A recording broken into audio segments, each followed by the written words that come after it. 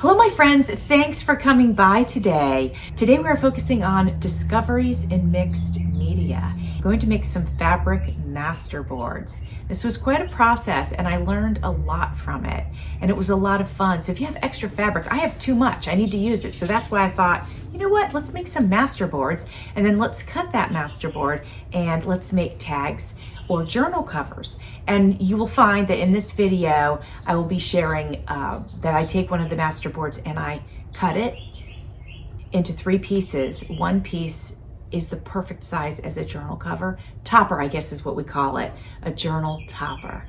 And then 2 coordinating tags. I don't have a journal for it yet, but it's a fantastic set. And as a matter of fact, I'm going to list the set into my Etsy shop because if you like it, it'll be there and you can grab that. All right, my friends. Well, thank you for joining me for Discoveries in Mixed Media. I hope you are enjoying this series so far. I'm really enjoying it. I'm finding it to be a lot of fun and I get really, really excited about it because trying new things is just wonderful. So thanks for having a look. Today we're going to be working with fabric.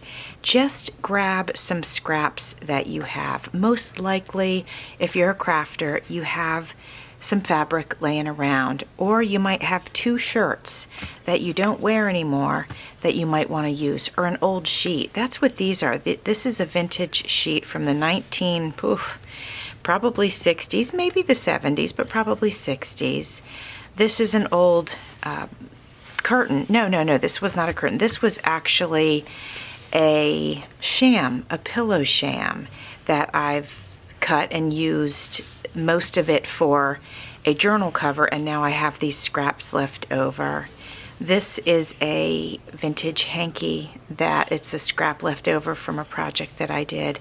And then this is another sheet. This one again from the 70s, I do believe. This one might have been the 80s, but anyway, they're vintage. So grab some scrap fabrics that you have that coordinate. I feel like these all have similar colors. And then I also have this group here with some burlap and some seersucker fabric. So we're going to see if we can do anything with that. But basically what we're going to do today is make fabric backgrounds. Then once this is made and dry, it can be cut in, it can be a background for a piece of artwork, or you could use it for tags. You could use it for a journal cover. Pretty much anything that you want, you can use it for. So I want you to make sure that you have a piece of either mixed media paper or watercolor paper. And if you don't have that laying around, that's okay. Go ahead and grab a piece of cardboard, perhaps from a cereal box or something like that, something that'll have some thickness.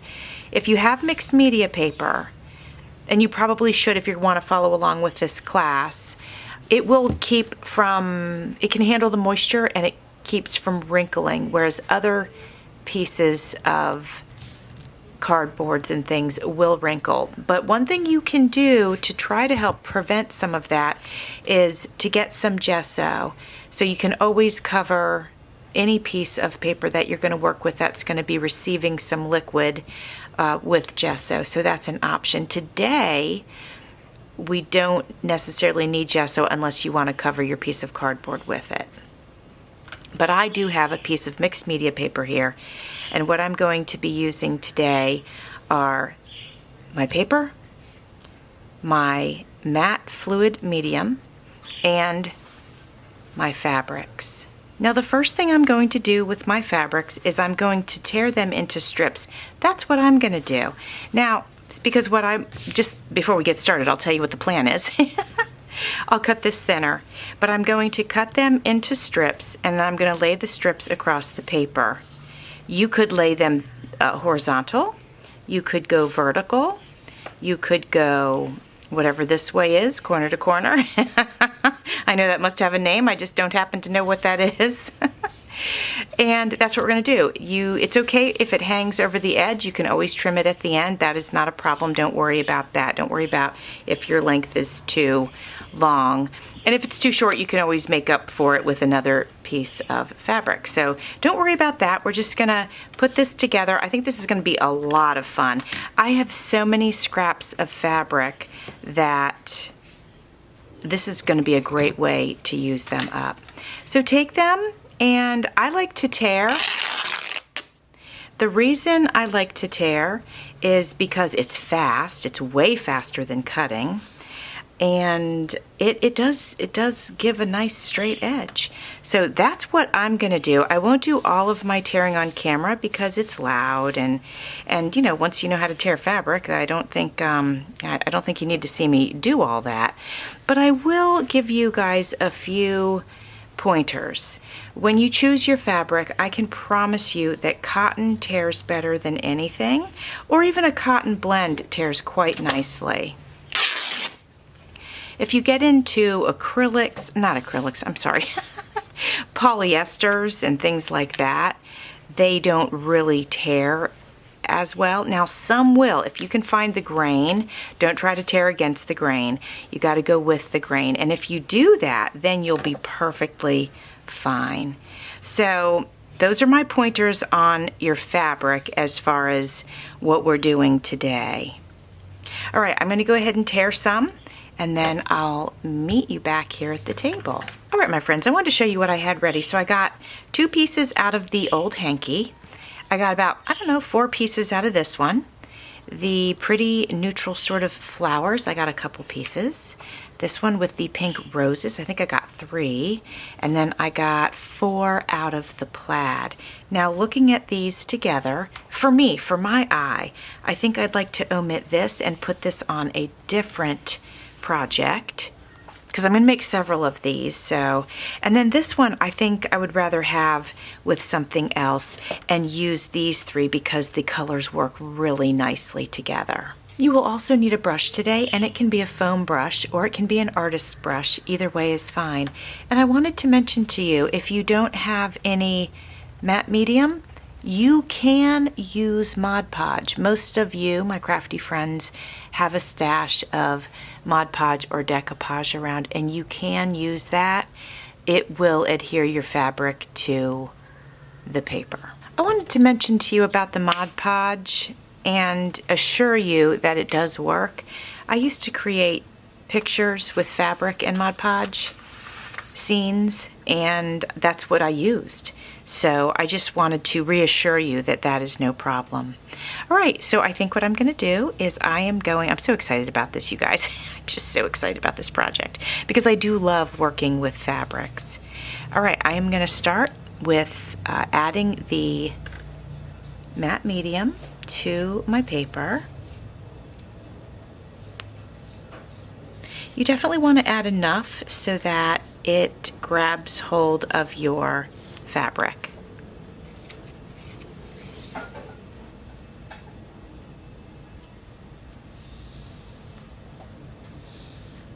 And it's as simple as this. Now I'm going to add more, and I'm going to overlap the first piece a little bit here.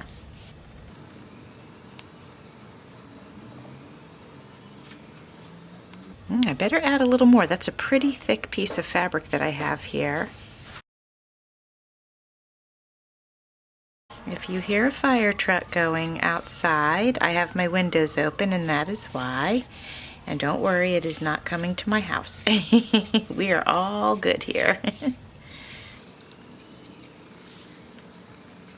So, as I mentioned earlier, I'm going to make several of these today. I might as well. It's going to be super fun. And so that's what I'll do while this one is drying. I'll go ahead and make a few more. Don't know if that's something you want me to do on camera, so I probably won't. I'll probably just make them.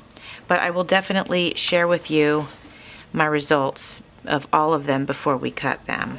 But you can see how quickly it goes by, which is nice. It's not a lengthy process. And you can do any pattern you want. I'm doing every other with the plaid, but you don't have to do that. You do this, you might have 7 different kinds of fabric, and that's fine. So, you know, you don't have to do it the way I'm doing it.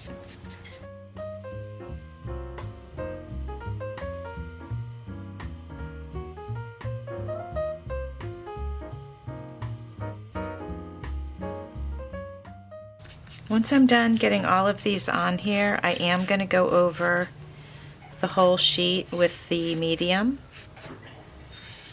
to make sure that it's all going to stick properly.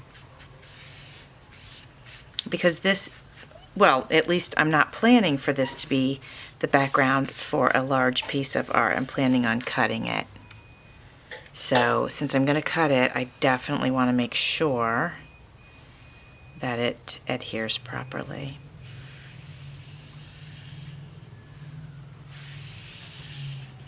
All right, now I'm going to go back up to the top, and now I am adding some of this up here, like I said, and make sure everything sticks down properly.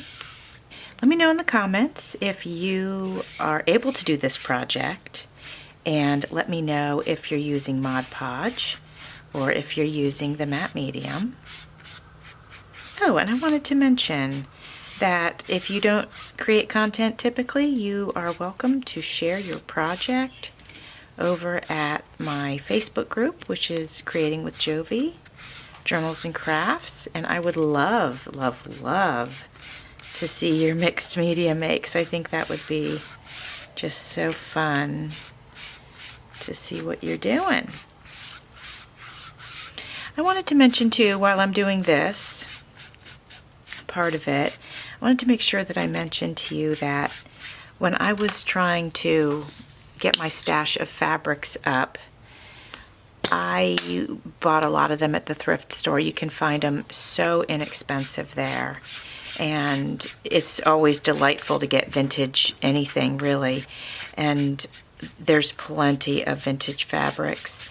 I stopped buying sheets because there's just so much fabric in a sheet, and I started buying decorative shams and pillowcases because I can get out of them what I need, but I don't have all this leftover fabric. So that's just an idea for you. If you see, of course, if I see a sheet that I absolutely love the pattern, then I will definitely get it. And then a lot of my friends know too that I do this sort of thing, and frequently they'll give me their extra either costumes or, you know, clothes, laces, you know, anything that is nice. So you don't have to buy everything. And then of course there's fabric available at the craft stores. This one is ready to just be left alone and let it dry. I think it's so, so pretty. But let's put it over here on the side, let that dry, and I'm going to start on another one. Just so you guys know, this is the paper pad that I have. It's a fluid mixed media paper pad. This one is 9 by 12, and they work great for mixed media, and I have all kinds of papers in here that I added, you know, plenty of liquids to, and you can see they're not wrinkly or anything. I'm gonna have to get another one because I think I'm gonna be addicted to playing with my fabrics on the papers. But I'm gonna just take another one of these out and get started on the other one, and then I will share with you how it looks when I'm done.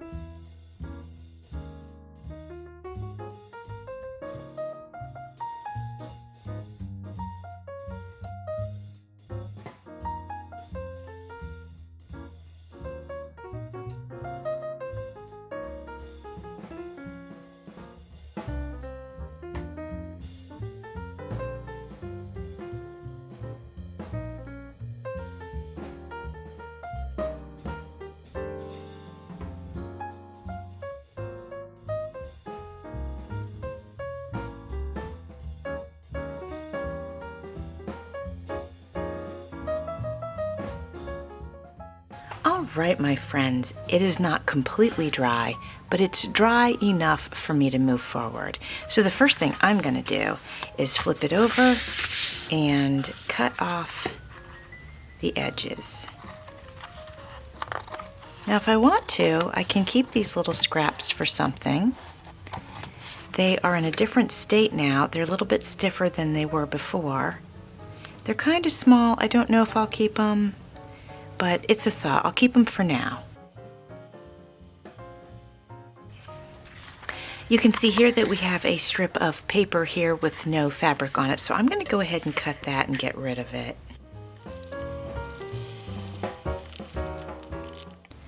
Now I don't have a guillotine cutter, and I have one of these paper cutters, which is definitely not going to get through that fabric. So what I'm going to do is I'm going to flip this over, and I'm going to mark it with pencil and a ruler, and then I'm going to cut it into tag size shapes. Now before I get into that, before we cut, I want to let you know that there's a couple of things for you to consider beforehand. So if you thought you really loved your piece and you wanted to create an art piece out of it, you definitely could do that. You could cut it to size to be a journal cover. That's definitely a great idea. And then, of course, tags is a fun idea. And that's what I thought we would do today. Although I don't hate the idea of a journal cover. You know what we're going to do?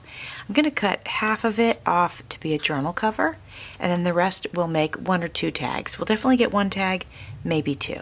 Journal covers are usually about 6.5 inches wide, and so I want this to be a little bit smaller than that. So I'll go with 5 inches for the journal cover. I'm not going to worry about the height right now. We'll just mark it at the 5, and then we'll do the height later when it's time to create a journal with this as a cover.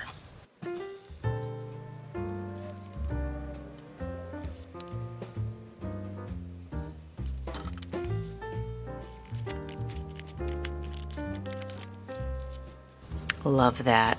I mean, that's got so much potential. So let's see how much we have left. Perfect. We have 7 inches left, which makes 2 3.5 inch tags, which is great. So I'm going to go ahead and mark that. Actually, I'm going to mark it on this side. I will mark it at the top and the bottom, so I know that I'm cutting a straight line.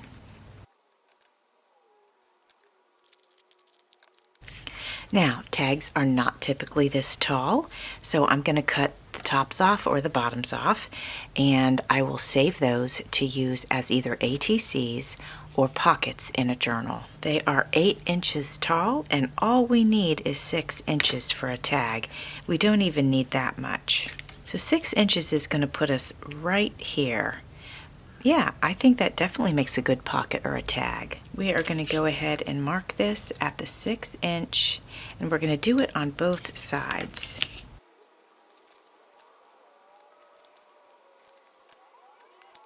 All right, my friends, so let me show you what we have here. We've got our cover, we have our 2 tags, and then we have either ATCs or pockets. And they might be better for ATCs. They're a little bit small for pockets, unless I want to do some small pockets. But anyway, that's what we've got, so pretty good. And then I thought what we would do is work on this cover real quick. And I have a Tim Holtz frame right here. And I have an authentic vintage wedding photo. You can see it's quite discolored and a little bit of a hot mess, but I thought that would be really pretty over this with then the frame on top of that. What do you guys think about that? I mean, I know it covers up a lot of our pattern, but I still think it's pretty cool, and it gives me an opportunity to use some of the things in my stash, which you know I've been working on doing. So what I'm going to do is I am going to use hot glue on this part of it.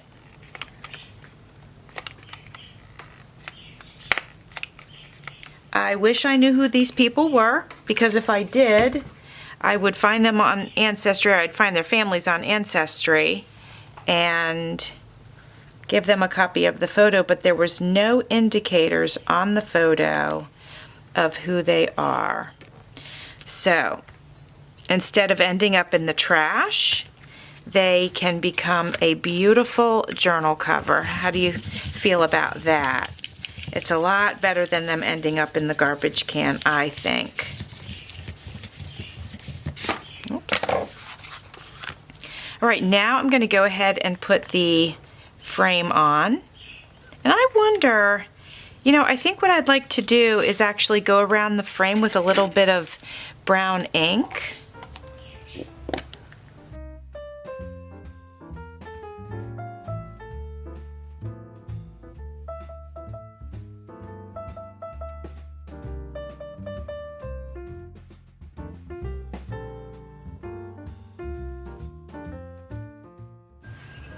Now let's see if we can find a phrase that will work.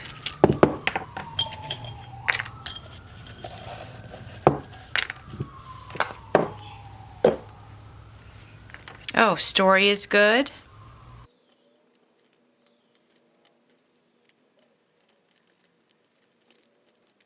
All right, my friends, we have a couple. We have collect beautiful moments. Life doesn't have to be perfect to be wonderful. Heart and soul, enjoy the journey. In my heart and story. And so I feel like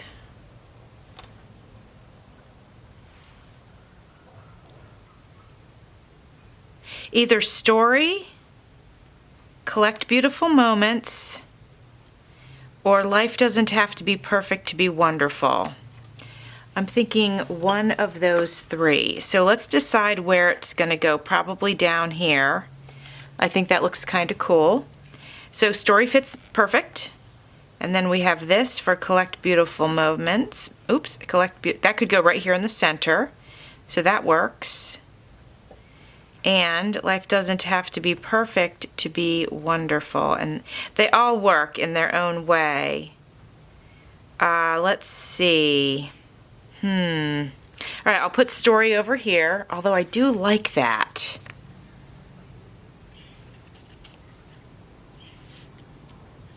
All right, these two, okay, we're down to these two. It's tough to make this decision. I usually make decisions very quickly. But I'm thinking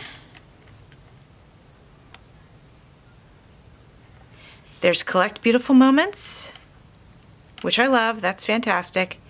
Life doesn't have to be perfect to be wonderful. Let's do collect beautiful moments. Let's do it, okay? There we go. All right, we are going to glue this into place here. We have a really pretty journal cover. I love it. Could be a piece of art too, but you know, definitely can be a journal cover. So that's fantastic. So we got that one done. This is so fun. How much fun is it, right?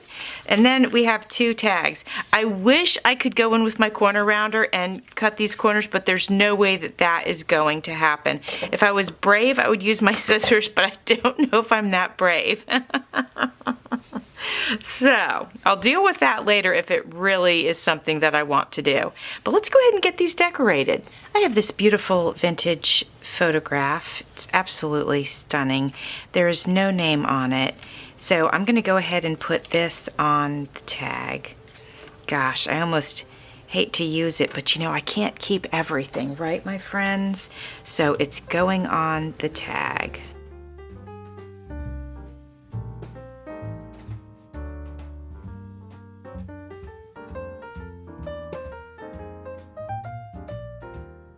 All right, my friends, I like it like this. I'm not going to add anything else.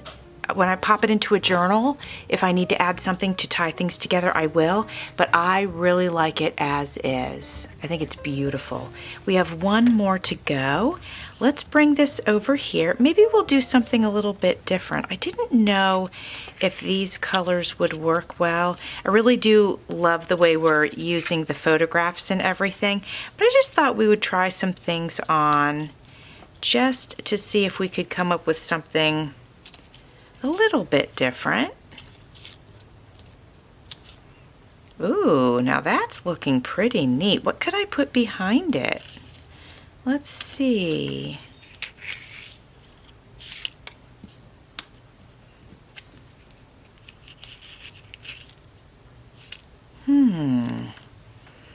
Don't mind it like that. What if I put a number behind it? Let me see. No, it doesn't work. I don't know what would work behind it, to be honest with you. Maybe we just go like that. And then later on, when it's ready to go in the journal, then we maybe add a focal point. Maybe we add a small photo of a person. Maybe we do that. Let me try. If this was here, and this was here, this was up here, we could even do something like that. Oh, that looks pretty good. Let's do it.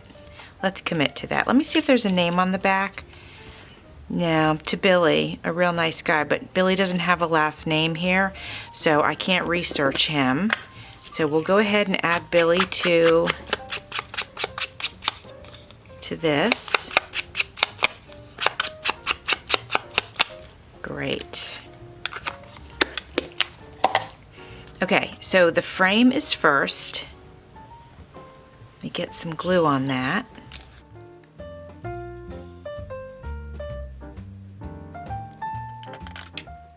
think we had it about here, like that. And then Billy goes on. We'll do Billy about there. Well, actually, the photo is from Jeff, so it must be a photo of Jeff to Billy. So I don't know who Billy was, but this apparently is Jeff. And Jeff's going to go right here. And then we're going to put these flowers on. All right, there we go. I like it. I'll have to put something heavy on it to hold everything down, but check it out. I mean, pretty nice, right? I really like how that came together. And let me show you the other one. Here's the other one. I love it. And then here is what we think is going to be a journal cover. Isn't it beautiful? I love it.